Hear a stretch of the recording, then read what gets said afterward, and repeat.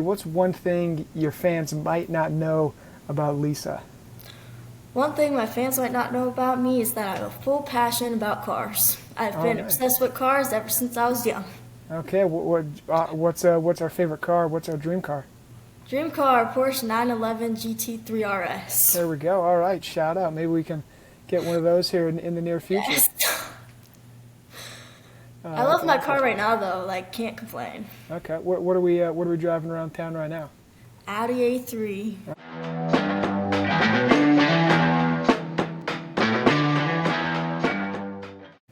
All right, here we go. Welcome to the very first athlete episode of the MyPlayer podcast, where we go beyond the highlights into the stories of the athletes building their brands, their futures, and themselves.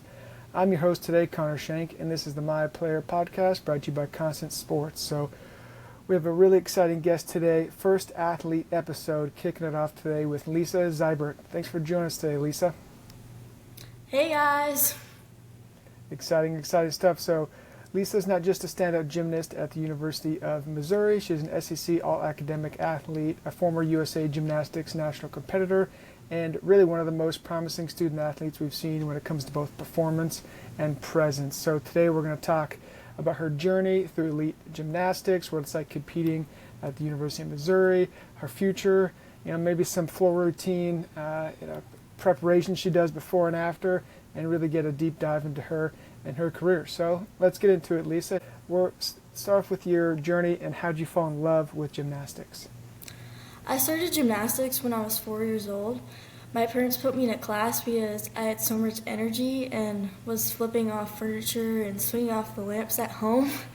And I fell in love with it pretty quickly. It became more than a sport. It became a part of who I was. And I just love the challenge and how there's always something that you can improve on. Right, so you're always meant to be on the floor, or not on the floor, getting off a furniture onto the floor. It sounds like. I'm sure your parents were happy when they found you having so much success with gymnastics. And as you've had success, on the floor and on the gymnastics routines and whatnot, what's been your favorite moment so far in your illustrious gymnastics career?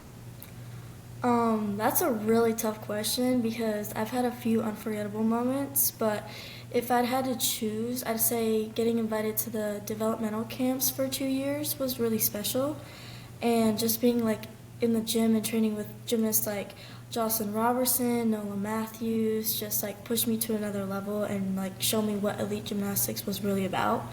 But one of the most surreal moments was definitely competing internationally for the first time at nationals in Romania, and just sharing the floor with Olympians like Anna Barbosu, Lilia Kosman, and Sabrina Voyna. It was just wow, this is A real. little surreal, yeah. And on the U.S. side, qualifying to the Nasi Lugan Cup and Level 10 Nationals was a really proud moment for me.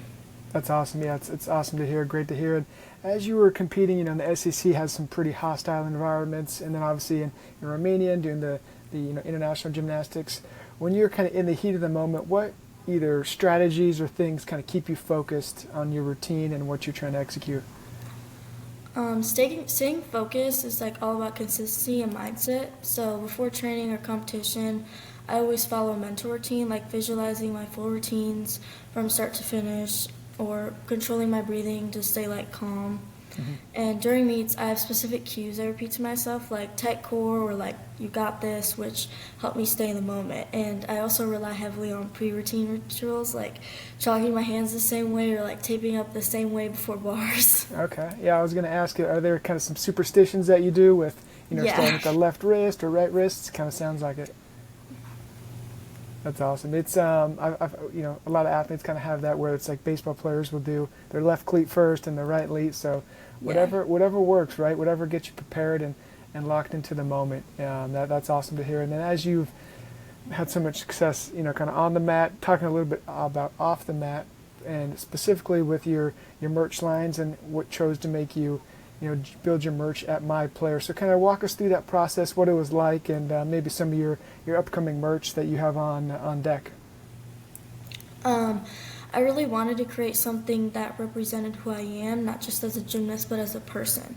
And MyPlayer gave me the perfect platform to do that. They make it really easy to design gear that feels personal, and I love the idea of giving fans and supporters something that connects them to my journey. Plus, seeing others repping my name or design, that means something to me is like such a cool feeling. Agreed. And talk a little bit about that when you see people kind of wearing your merch. What does that feel like? How does it feel when you're like, oh wow, look at that, someone's in the stands, wearing my gear? I want them to feel happy and empowered. Pretty much like when I'm competing, I want them to know that I'm always having fun and smiling.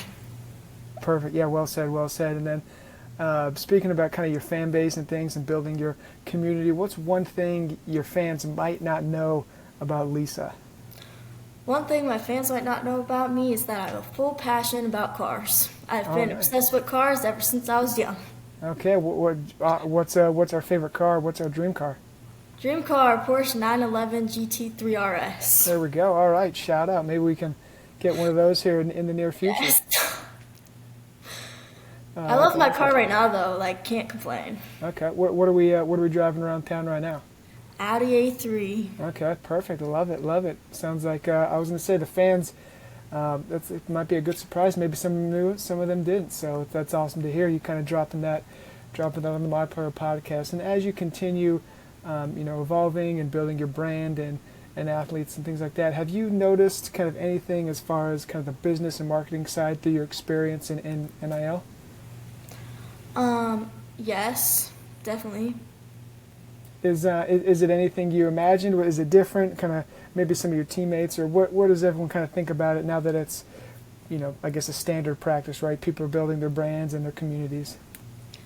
Yeah, I think more athletes will start making merch and like showing off who they really are. Agreed. Yeah, I like that, and especially with your merch line. I believe it went live 3 or 4 weeks ago. Is that correct? Yes. Perfect. Yeah. What's if you could pick one of your favorite merch pieces, which one would it be off the top of your head? Definitely the white T-shirt. It says like lease on it. I really like that one. Yep. Like and when this comes live, we'll make sure to link all those in there. And how can fans and brands, etc., kind of support you in your journey? They can definitely follow, share, or just send a nice message. Perfect. Yeah, we'll link that in. And where can the listeners and viewers find you on the socials or websites, etc.? They can find me on Instagram, TikTok. That's pretty my main two. Those two? Okay, perfect. And then before we wrap up here, Lisa, we appreciate you coming on and giving us some insight on yourself and your background. And we're going to do some kind of rapid fire questions to give the fans a little bit more of a background on you. So what is your most played song before a competition? One of One by Gunna. Okay, perfect. There it is. And then this can be a two-parter. So favorite athlete or favorite gymnast? My favorite gymnast is Trinity Thomas. Okay, perfect. And then favorite event, obviously in gymnastics? I'd have to say bars. Bars, okay. And I will curious, at the bars when you're flipping around and things, do you guys ever get dizzy or how does that work? Not really, just tired towards the end. Right, like the grip strength and things like that? Yeah, it takes a lot of grip strength. Yeah, I'm sure that's impressive stuff what you guys do over there, flipping around. And then as to speaking of that, about your style, and so you said the bars is your favorite event. What would be one or two words to describe your style on the bars?